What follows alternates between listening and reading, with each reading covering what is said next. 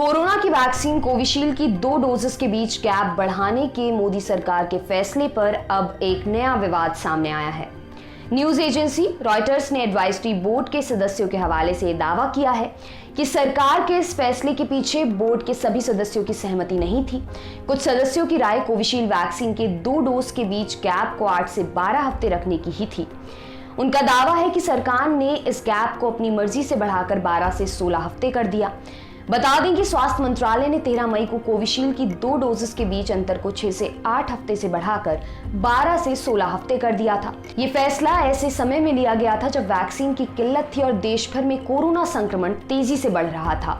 जब health ministry ने 13 मई 2021 को कोविशील्ड के 2 डोजेस के गैप को बढ़ाकर 12 से 16 हफ्ते कर दिया था, तब भी काफी विवाद हुआ था।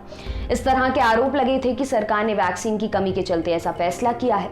हालांकि तब सरकार ने अपने फैसले का बचाव किया। सरकार की तरफ से नीति आयोग के सदस्य डॉक्टर वी.के. पॉल ने दावा किया कि फैसला सर्वसम्मति से और ब्रिटेन में हुई बड़ी स्टडी में मिले रियल लाइफ एविडेंस को ध्यान में रखकर किया गया है। डोनेट कार्ड और वॉइस ऑफ स्लम जुड़कर दिल्ली और नोएडा के स्लम्स में गरीबों को फ्री ऑक्सीजन सप्लाईज प्रोवाइड करने का प्रयास कर रहे हैं। डिस्क्रिप्शन में दिए हुए लिंक पर जाकर डोनेट कार्ड पे अभी डोनेट करें। इन गरीब परिवारों का सहारा बने। NTAGI की सिफारिश पर ऐसा करने की बात कही गई थी। उसमें से ही 3 सदस्यों ने रॉयटर से बातचीत में इससे अलग बात कही है। इस ग्रुप के 14 कोर मेंबर्स में से 3 का कहना है कि गैप बढ़ाने को लेकर पर्याप्त डेटा ग्रुप के पास मौजूद नहीं था। नेशनल इंस्टीट्यूट ऑफ एपिडेमियोलॉजी के पूर्व डायरेक्टर MT गुप्ते ने रॉयटर्स को बताया कि NTAGI ने वैक्सीन की 2 डोजेस के बीच का अंतर 8 से 12 हफ्ते करने की सलाह दी थी। WHO भी यही सलाह देता है, लेकिन 12 हफ्ते से ज्यादा 2 डोजेस के बीच के अंतर को लेकर अभी कोई डेटा नहीं है। उन्होंने कहा 8 से 12 हफ्ते तक का अंतर ठीक है, लेकिन 12 से 16 हफ्ते का गैप सरकार अपनी मर्जी से लेकर आई है। ये सही भी हो सकता है और नहीं भी। अभी हमारे पास कोई डेटा नहीं है। यही बात NTAGI के सदस्य मैथ्यू वर्गिस ने भी दोहराई। उन्होंने भी कहा कि ग्रुप ने 8 से 12 हफ्ते की सीमा ही रेकमेंड की थी। 7 सदस्यों वाले कोविड वर्किंग ग्रुप के सदस्य JP मुलियल ने रॉयटर्स को बताया कि NTAGI में वैक्सीन के डोज के बीच अंतर को बढ़ाने के बारे में विचार विमर्श हुआ था, लेकिन ग्रुप ने इसे बढ़ाकर 12 से 16 हफ्ते करने की बात नहीं कही थी। उन्होंने बिना डिटेल दिए बताया कि जो नंबर यानी कि 12 से 16 हफ्ते वाला बताया जा रहा है वो नहीं कहा गया था। हेल्थ मिनिस्ट्री कह रही है कि सब कुछ सर्वसम्मति से हुआ।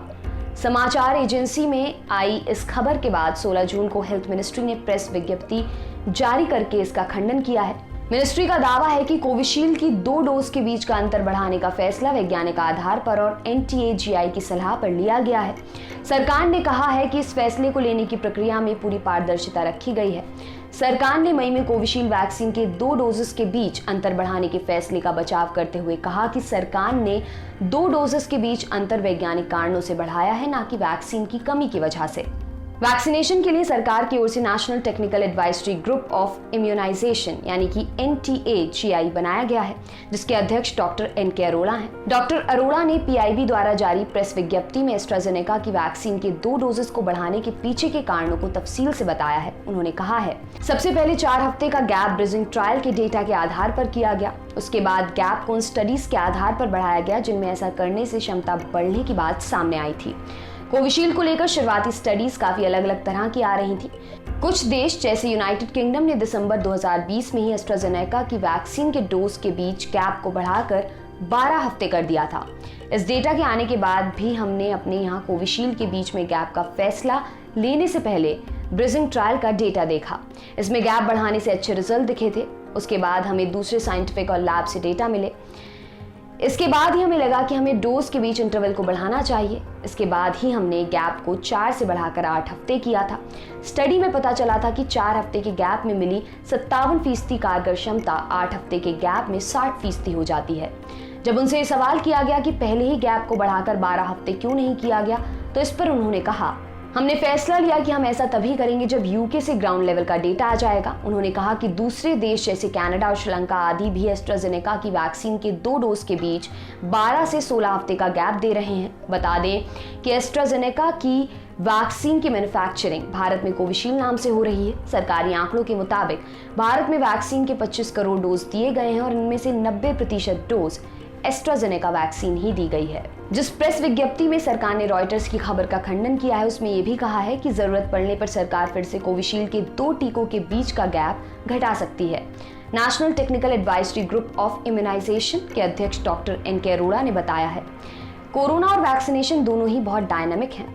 कल हमें अगर किसी वैक्सीन प्लेटफॉर्म पर ऐसी जानकारी मिलती है कि 2 डोजेस के बीच में अंतर कम करने से 5 से 10% का भी फायदा होता है तो हम फिर से विचार करेंगे।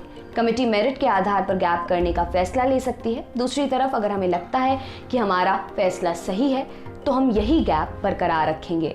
रॉयटर्स ने भारत के top virologist doctor Shahid Jameel के हवाले से लिखा है, सरकार को वैक्सीन की डोज के बीच गैप दुगना बढ़ाने के फैसले के कारण को स्पष्ट करना चाहिए। ऐसे हालात में जब वेरिएंट ऑफ कंसर्न फैल रहा है, हमें बड़े पैमाने पर लोगों को वैक्सीनेट करना चाहिए और सुनिश्चित करना चाहिए कि वो सुरक्षित हैं। बता दें कि सरकार कोविशील्ड के 2 डोजेस के बीच गैप को जनवरी 2021 से लेकर अब तक 3 बार बढ़ा चुकी है। इसके अलावा सरकार ने विदेशों में पढ़ाई या नौकरी के लिए जाने वालों के लिए कोविशील्ड का दूसरा डोज 28 दिन बाद लगवाने की छूट दे दी है। आपके लिए तमाम जानकारी लाए हैं हमारे साथी अमित। मेरा नाम है दिव्यांशी। देखते रहिए दी लल्लन टॉप। शुक्रिया।